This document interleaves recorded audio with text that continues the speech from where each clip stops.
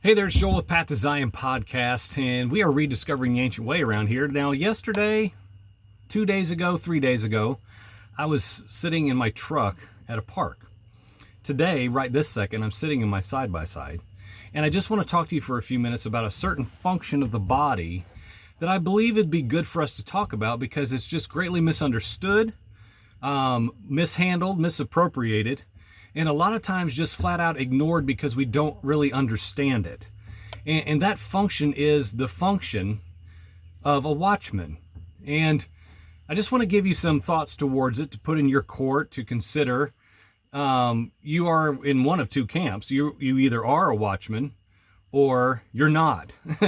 But maybe you know one. And so that's why I want to talk about it. Now, this word in Hebrew, if you look at the first appearance of it, in the Older Testament is safa, and it is exactly what you would think it would be, and that is it is one who it can be used to behold or to look. I like how the imagery shows us that it is to lean forward, to peer into the distance, and of course the most important one that we would be familiar with is just to keep watch. And the reason I want to talk about that is because in my experience, this keeping watch has been, number one, it's poorly handled. It is. People who in our age have the gift of the prophetic and, here comes the word of the Lord. Buckle up, as you've heard me say through the years. I'm not talking about that. I'm not talking about, super spiritualizing everything so that, every moment of every day you hear a word from the Lord. I'm not talking about that.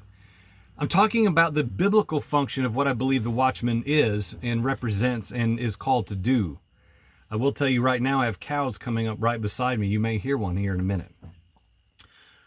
So this beholding or looking, and as I showed you in a demonstration of the leaning forward, the role of a watchman is a difficult one. And the reason I said you're either one or the other is because if you are one, you very likely need encouraged on how to handle it. And how are you okay? Am I okay with this function, this role or is that my function? I've known many people in my life who I believe that was their function and they just abandoned it because it's very hard, it's very difficult, and it's very oftentimes unwanted. So let's talk about that for just a moment. And let's remember a man in the timeline of history named Noah. I would say Noah was a watchman. He was a seer in the right sense. He was a man of faith. Of course, he was righteous, and that's why he was set apart and called out. But he was a man who fit the watchman criteria. How so? He was leaning forward into something that had not yet happened. In his case, had never happened. And he could see it, and he could perceive what was coming, and I don't believe he understood everything. That's not the point. But the point is what he saw, he declared. What he saw, he tended to preparing for. When he peered off into the distance, I believe he extended the mercy an invitation of Yahweh to repent and to turn. But he was mocked. He was ridiculed. Now here's my point. Why? Because he was saying something. A watchman speaks things that the majority of people do not yet see. Okay? This goes back to what I posted a week ago now, I believe, about a warning of deception coming. This is right here in a train along the tracks of this same thought. People do not yet see many things.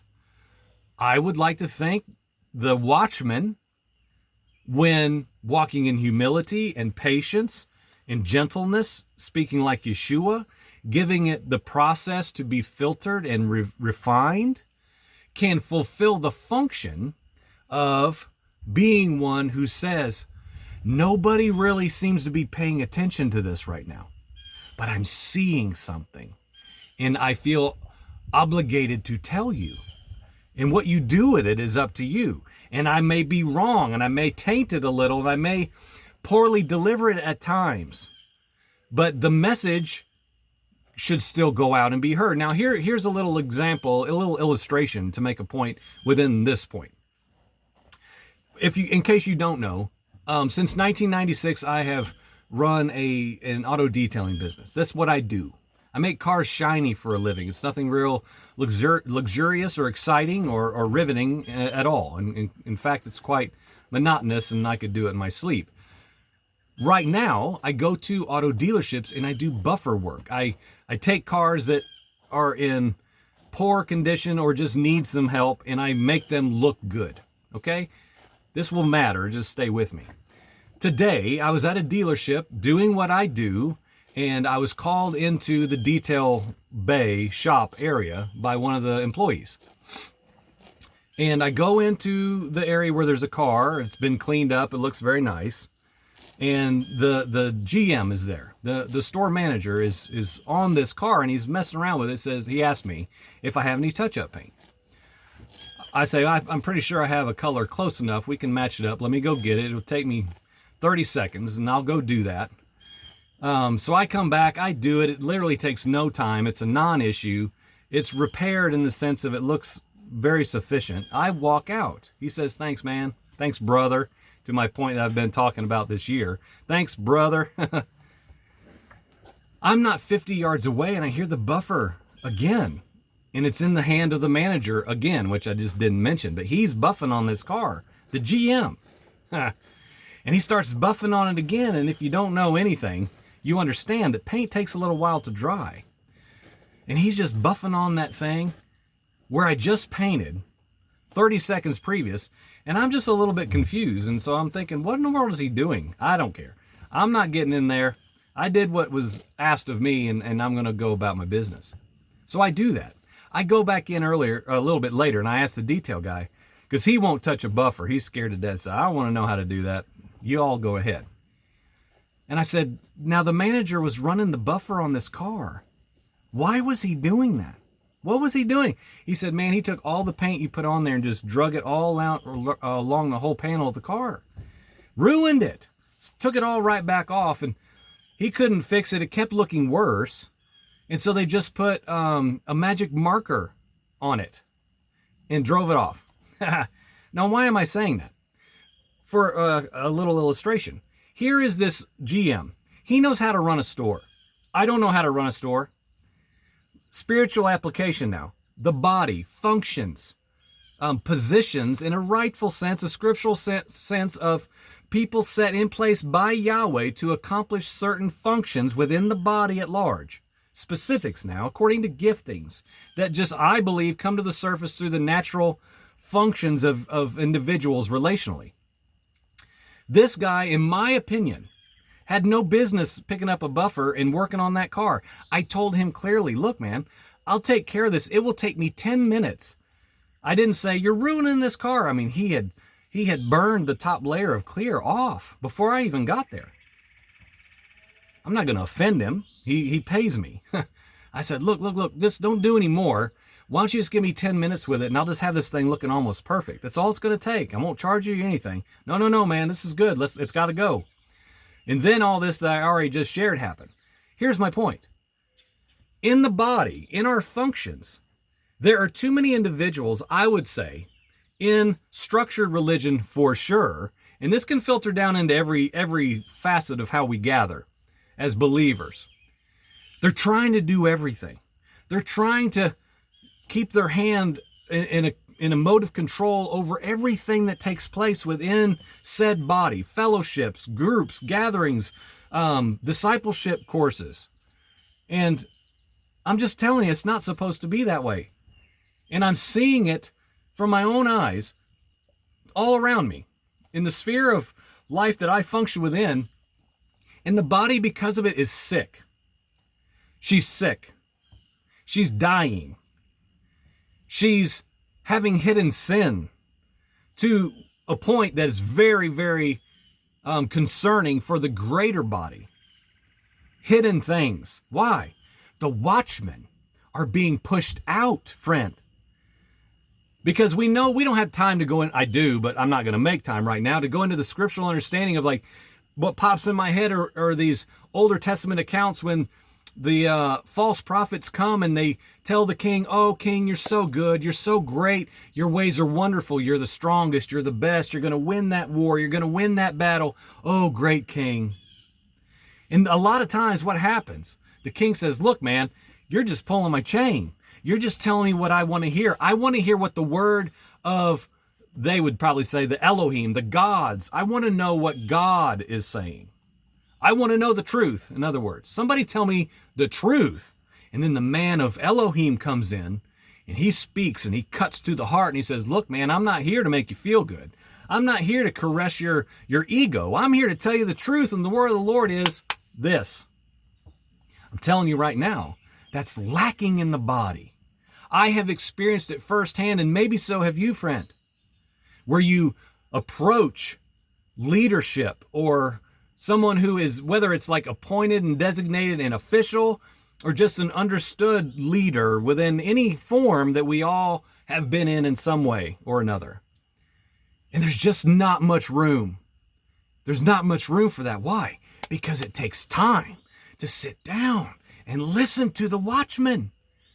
Because the watchman is going to tell you something. They're going to tell us something that not everyone sees yet. So it's going to sound many times wrong.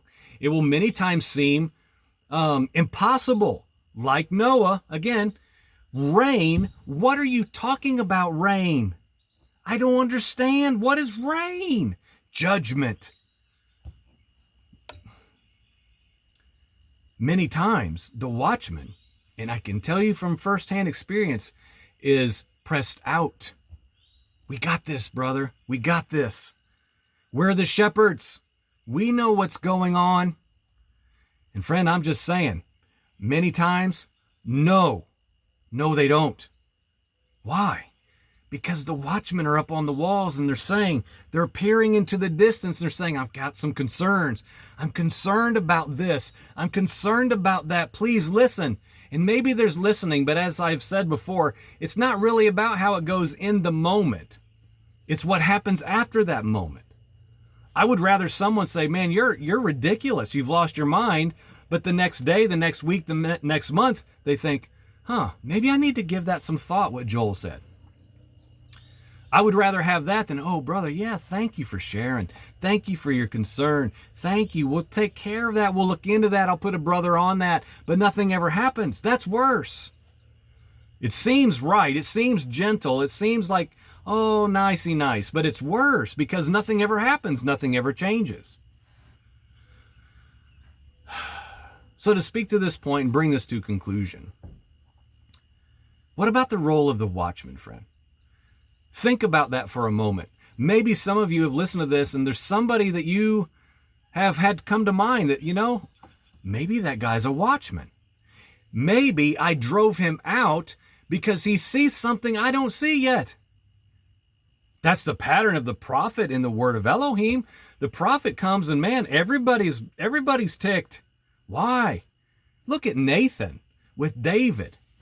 Tells him this awful parable. And David says, man, where's this dude at? I'm going to lay him out myself. Paraphrased. And then Nathan says, you know what, man? It's you. You're the guy that needs death. You are that man. Well, where is that today? Because David repents. David says, oh my goodness. Oh my. It is me. Where is that today? I'm saying, where is that? I've not seen that. I have got a heavy dose in my life, just me personally, and I'm not boohooing because this is who I am and I've finally learned to embrace it without being a jerk about it. Where are the people who pull up a chair and say, brother, I know you. Now you're difficult, you're real rough around the edges, and you're way too intense for me. I think you're too much. But you know what? Maybe you're a watchman. Maybe you spend your time peering into something that I don't see yet. Doesn't make any one of us better. It doesn't exalt us because we have a different function and a different way of serving the body. Well, I see when you don't. When we move, if we shift into that, then we're the problem. But where is this function in the body? I look around the sphere of people I know and love, I don't see it much. People who watch and have concern and voice it, even if they don't voice it perfectly wonderful, get out, man. I can't get you. I don't understand you. What's wrong with you? Why are you that way? Why are you so serious? Why are you so intense? Why do you look so hard into a matter? Here's what I say to people. Man, I don't know. I don't know. I would say I do this with people I love. I say, why are you so sleepy? Why are you so negligent?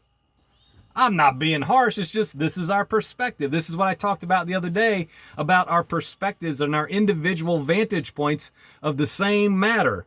I look at it from over here and you look at it from over there, and maybe sometimes we don't see the same thing exactly the same. And that's okay, because we're talking about functions in the body of Messiah. So this Safa, the Watchman.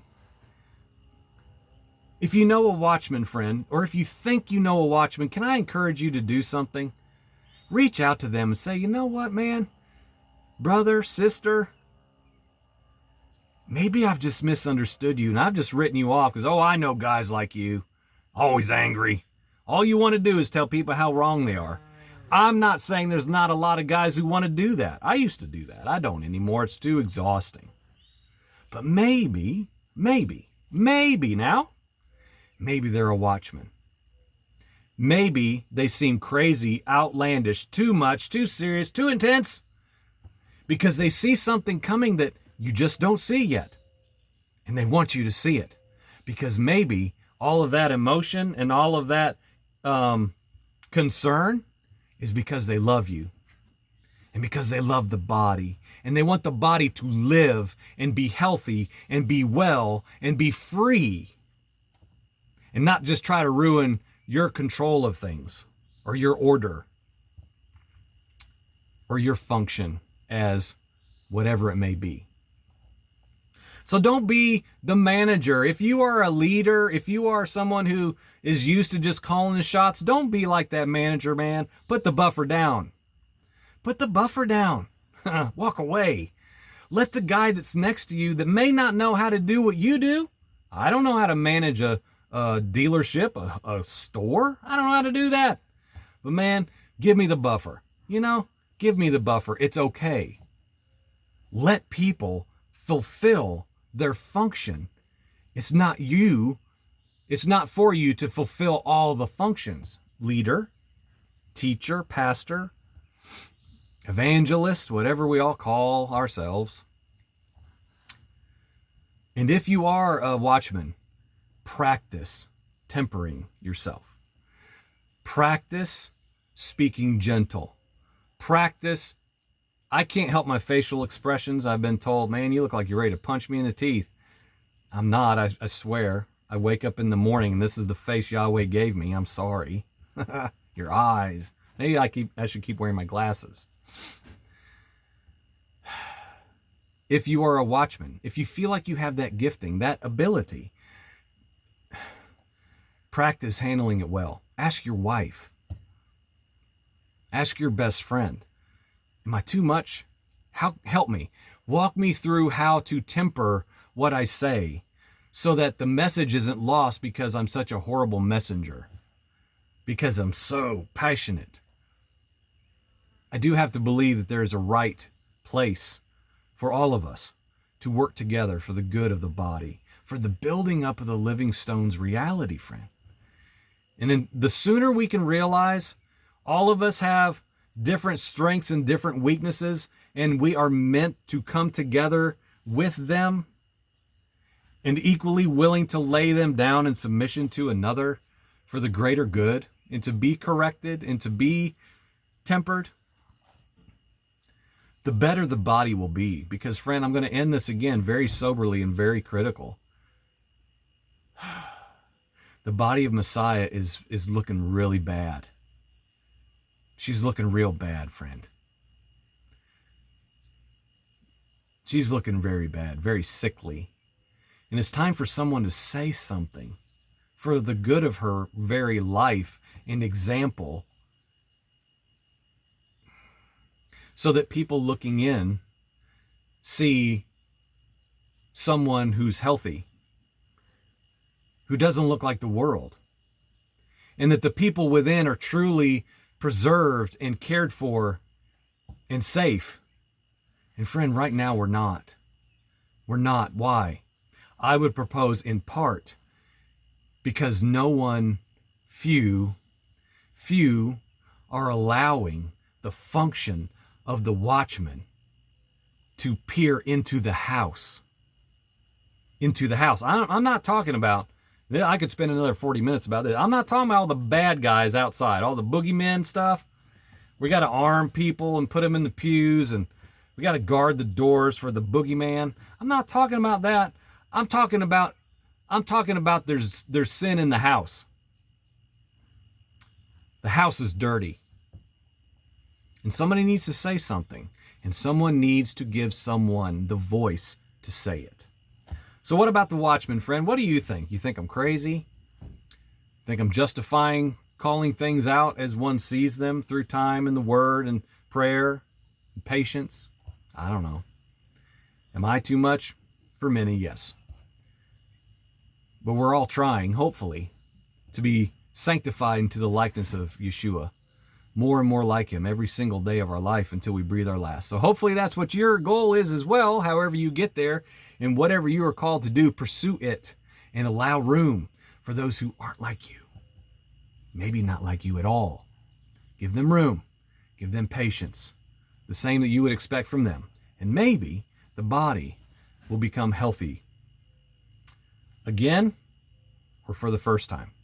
Thanks for watching. This is Path to Zion Podcast. Go to pathtozion.com. We'll talk to you soon. Amen.